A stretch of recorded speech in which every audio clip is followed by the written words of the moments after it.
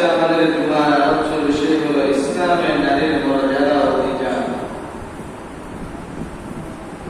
ইসলাম নারী জাতিকে সর্বোচ্চ মর্যাদা এবং অধিকার দিয়েছে, নিশ্চিত করেছে তাদের ইজ্জত, সম্মান, নিরাপত্তার ব্যবস্থা।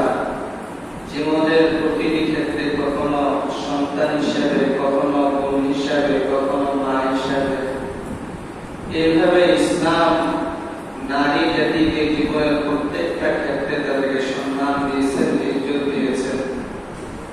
কখনো স্বামী স্ত্রী হিসাবে, কখনো বোন হিসাবে, কখনো মা হিসাবে, এভাবে আল্লাহ পাক রব্বুল আলামিন ইসলামের মাধ্যমে, ইসলাম ধর্মের মাধ্যমে নারী জাতিকে সর্বোচ্চ সম্মান এবং তাদের যে অধিকার তা নিশ্চিত করেছে। কিন্তু আমাদের যুগে, জাহিলি যুগে এমন অবস্থা ছিল, তারা নারীদেরকে মনে করত অনেক বড় একটা বোঝা।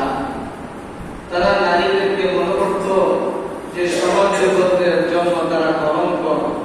জাহিলি যুগে নারীদেরকে সবচেয়ে নিম্ন শ্রেণী মনে করা হতো। বিভিন্ন প্রাণীদেরকে যেমন মনে করা হতো, জাহিলি যুগে নারীদেরকে সেটাই মনে করা হতো। জাহিলি যুগে এমন এক অভ্যাস ছিল, এমন এক স্বভাব ছিল যে তারা নারীদেরকে পণ্য হিসাবে ব্যবহার করত। স্বামীরা এমন ছিল যে বিভিন্ন ঋণ, দেনা পাওনা তারা তাদের স্ত্রীদেরকে বিক্রি করে দেনা পাওনা ইত্যাদি সব পরিশোধ করত। দাসী হিসাবে তাদেরকে কাটাইত, পণ্য বস্তু হিসাবে তাদেরকে এভাবে ব্যবহার করত। তাদেরকে এমন হাল ছিল, নারীদেরকে তারা সবচেয়ে নিচু বলে, সবচেয়ে নিকৃষ্ট জাতি তারা মনে করত।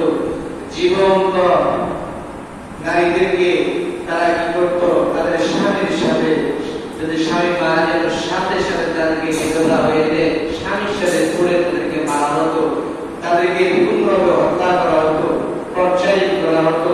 মানুষ তারা মানুষ মনে করত না। আরো মধ্যে এমন ছিল, যদি কোনো ঘরে মধ্যে কন্যা সন্তান জন্মগ্রহণ করত তখন তাদের চেহারা কালো হয়ে যেত, একে অপর দিকে তাকানো যেত না। তাদের নিজেদের আত্মসম্মানের দিকে তাকিয়ে বলতো, আমাদের মান সম্মান ইজ্জত সবকিছু শেষ, কেন কন্যা সন্তান জন্ম হলো। তারা নিজেদেরকে অনেক ছোট মনে করতো, তারা নিজেদেরকে অনেক অলৌকিক কুলক্ষণ